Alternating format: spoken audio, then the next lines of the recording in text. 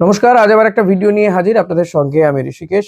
নির্বাচন এগিয়ে আসছে, তার থেকেও বড় কথা এই নির্বাচন যার উপর ভিত্তি করে হবে সেই ভোটার তালিকা ঘোষণার দিন এগিয়ে এসেছে।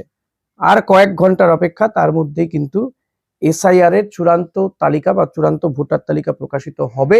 যদিও 60 লক্ষ নাম এখনো বিচার বিবেচনার মধ্যে রয়েছে, মানে বিচার বিভাগীয় বিবেচনার মধ্যে রয়েছে রাদার বলা ভালো। তো তারা দেখছেন, খতিয়ে দেখছেন যে লজিক্যাল ডিসক্রিপেন্সি কোথায় কি রয়েছে, কোথায় কি সমস্যা।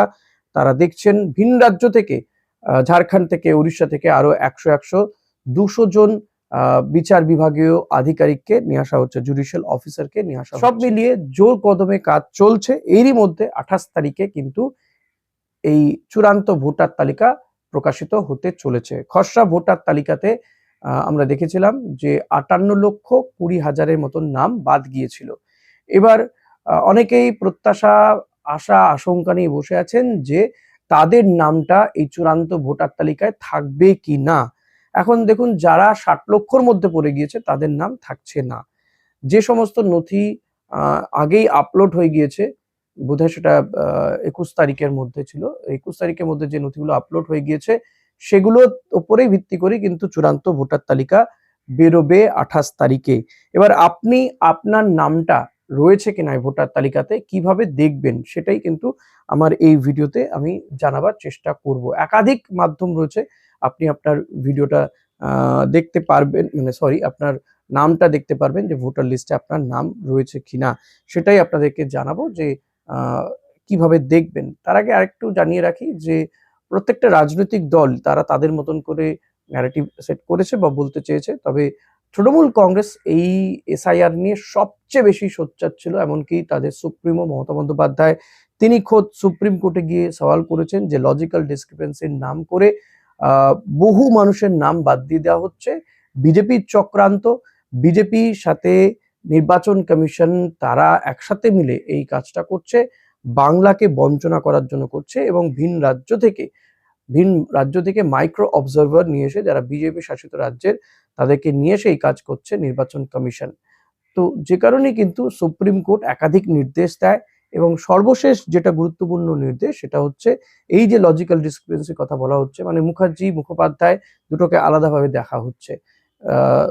প্লাস হচ্ছে ধরুন কারো নামের মাঝখানে কুমার আছে, কেউ হয়তো লেখার সময় কুমারটা লেখেনি, সেটাকেও ধরা হচ্ছে।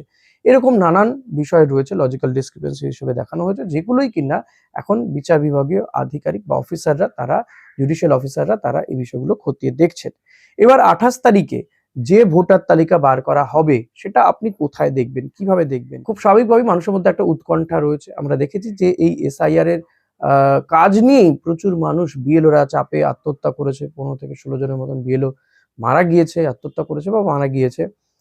বহু সাধারণ মানুষ, তাদের কাছে নথি নেই, আতঙ্কে তারা মারা গিয়েছেন, যে ভাবছেন তাদেরকে হয়তো বাংলাদেশে পাঠিয়ে দেওয়া হবে, অন্য দেশে পাঠিয়ে দেওয়া হবে, এই আতঙ্কে মারা গিয়েছেন। তাই এই প্রসিডিওর বলার আগে আপনাদেরকে একটাই রিকোয়েস্ট করব যে যদি ভোটার তালিকায় নাম না থাকে হতাশ হয়ে পড়বেন না, আরেকটু অপেক্ষা করবেন। কারণ এটা চূড়ান্ত ভোটার তালিকা বলা তো হচ্ছে, এরপরে সাপ্লিমেন্টারি তালিকা বেরোবে। নমিনেশনের জমা দেওয়ার শেষ দিন পর্যন্ত কিন্তু এই নাম বেরোনোর একটা ব্যাপার রয়েছে। ফলত মানে এই কাজগুলো চলবে, অনগোয়িং প্রসেস। ফলত হতাশ হয়ে পড়বেন না। আপনার নাম যদি সত্যিই শেষমেশ না থাকে, আপনি অভিযোগ জানাতে পারবেন। বড়জোর হতে পারে এবছর হয়তো ভোট দিতে পারলেন না, এবারের ভোটে হয়তো অংশগ্রহণ করতে পারলেন না, কিন্তু আপনার নাম ভোটার তালিকাতে না থাকলে কি হবে সেটা তো বলা হচ্ছে না। হয়তো আপনার কাছে সুযোগ থাকছে, আবেদন করার সুযোগ আপনি পাবেন কিন্তু। তাই প্লিজ অযথা প্যানিক ছড়াবেন না, হতাশ হবেন না, নিজেকে সংযত রাখুন। এবং যাতে কোথাও কোনো অশান্তি না হয় সে কারণে কিন্তু রাজ্যে কেন্দ্রীয় বাহিনী চলে আসছে, সেন্ট্রাল ফোর্স বিভিন্ন জেলায় জেলায় মোতায়েন করা হচ্ছে, যাতে কোথাও কোনো অশান্তি বা উস্কানিমূলক কোনো কর্মকাণ্ড না ঘটে। এবার মূল বিষয়ে আসি যে কিভাবে আপনি আপনার নাম দেখবেন এই চূড়ান্ত ভোটার তালিকাতে। এই কারণে সেটা করতে গেলে যেটা করতে হবে, আপনাকে কম্পিউটারে হোক বা মোবাইলে হোক গুগলে যাবেন, সেখানে গিয়ে eci.gov.in এই সাইটটাতে যাবেন, ক্লিক করবেন, সাইটটা খুলে যাবে। এটা একটা হলো। সেখানে গিয়ে আপনি আপনার নিজের নাম, এপিক নাম্বার, যেটা আপনার এক্সিস্টিং ভোটার কার্ড রয়েছে, সেখানে এপিক নাম্বার রয়েছে, সেই এপিক নাম্বারটা দেবেন, তাহলেই আপনি দেখতে পারবেন নাম আছে কি নেই। এটা একটা ওয়েবসাইট হলো। আর একটা ওয়েবসাইট রয়েছে মুখ্য নির্বাচনী আধিকারিক যিনি, অর্থাৎ মনোজ আগরওয়াল সিইও, তার যে ওয়েবসাইট সেটাতে গিয়েও আপনি দেখতে পারবেন। সেটা কি? সিইও ওয়েস্ট বেঙ্গল, একসঙ্গে সিইও ওয়েস্ট বেঙ্গল .wb.gov.in। আবার বলি, সিইও ওয়েস্ট বেঙ্গল, সবই কিন্তু স্মল লেটারে, এবং সিইও ওয়েস্ট বেঙ্গল এ কথাটা একসঙ্গে .wb.gov.in। এখানেও আপনি নিজের নাম দেবেন, এপিক নাম্বার দেবেন, দেখতে পারবেন। এবার যে তালিকা আসবে, ধরুন তাতে আপনার নামটি উঠে গিয়েছে একটা রকম, অনেকগুলো ভাগে ভাগে এই তালিকা প্রকাশিত হবে, অনেকগুলো ভাগ থাকবে, মানে যার নাম নেই তার নামও এখানে থাকবে, মানে যিনি ভোটার থাকছেন না তার নামও কিন্তু এখানে দেওয়া হবে, সেটা অন্য বলে দেওয়া থাকবে। যার নাম ধরুন বিচারাধীন রয়েছে, মানে এখন ওই লজিক্যাল ডিসক্রিপেন্সি হোক বা এই কিছু বিচারাধীন রয়েছে, তার নামও এই তালিকাতে থাকবে, কিন্তু সেক্ষেত্রে বলে দেওয়া হবে অ্যাডজুডিকেশন, ঠিক আছে, মানে বিচারাধীন অ্যাডজুডিকেশন, এটা স্ট্যাম্পের মতো মারা থাকবে। কারো নাম যদি মুছে দেওয়া হয়, মানে তথ্য পাওয়া যায়নি, তার ট্রেস পাওয়া যায়নি, বা মারা গেছেন, এরকম যদি হয়, তাহলে তার নামটা, ছবি, নাম থাকবে, তারপরে লেখা স্ট্যাম্পের মতো থাকবে ডিলিটেড, এরকম কিন্তু ভোটার তালিকাটা থাকবে। আর যার নাম আছে থাকছে। আপনি এছাড়াও কি করতে পারেন, আর কোথাও গিয়ে দেখতে পারবেন, জেলার নির্বাচনী আধিকারিক ডিইও, তার কাছে গিয়ে, মানে তার যে ওয়েবসাইট রয়েছে সেখানে গিয়ে দেখতে পারবেন। আপনার যিনি বিএলও, তার কাছে হার্ড কপি থাকবে, মানে প্রিন্ট আউট থাকবে, সেখানে গিয়ে দেখতে পারবেন। যারা বিএলএ রয়েছে, বিএলএ 1, বিএলএ 2, মানে এই রাজনৈতিক দলের যারা এজেন্টরা গিয়েছিলেন আপনার বাড়িতে এই বিএলওর সঙ্গে, তাদের কাছে হার্ড কপি থাকবে। আপনার এলাকায় যে রাজনৈতিক দলগুলো রয়েছে, কংগ্রেস, তৃণমূল, সিপিএম, সিপিআই, এরকম যে 8টা স্বীকৃত রাজনৈতিক দল রয়েছে, বিজেপি, তাদের কাছেও হার্ড কপি থাকছে।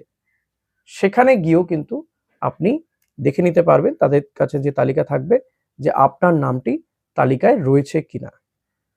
ফলত এই এতগুলো অপশন কিন্তু দেওয়া রয়েছে। তাই বলবো, অযথা আতঙ্ক ছড়াবেন না, নিজে আতঙ্কিত হবেন না।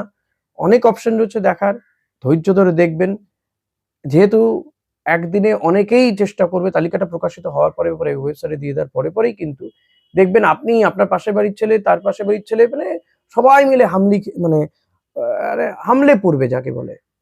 তো ফলত কোথাও কোথাও স্লো থাকবে, নেট তো স্লো থাকতে পারে, কোথাও কোথাও আপনি দেখতে অসুবিধা হতে পারে, একটু ওয়েট করে যাবেন।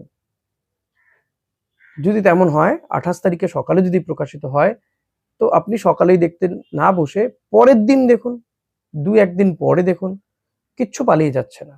ভোটটা এক্ষুনি অ্যানাউন্সমেন্ট হয়ে যাবে না, মানে 28 তারিখে বেরোলো আর 1 তারিখে ভোট অ্যানাউন্সমেন্ট হয়ে যাবে না, ভোটটা আরো কয়েকদিন পরে অ্যানাউন্সমেন্ট হবে বলে জানা যাচ্ছে।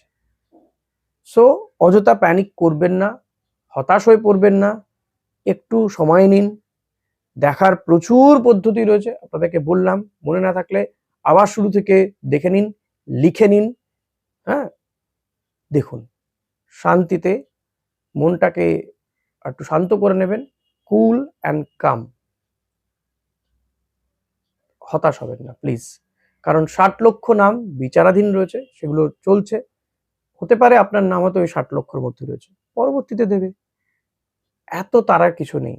আর আপনার নাম এবারে ভোটার লিস্টে নেই মানেই এটাই ভেবে নেবেন না যে কালকে আপনাকে এখান থেকে অন্য জায়গায় ছড়িয়ে দেওয়া হবে, এত সহজ নয়। আপনারও বলার কিছু থাকবে, আপনি বলতে পারবেন,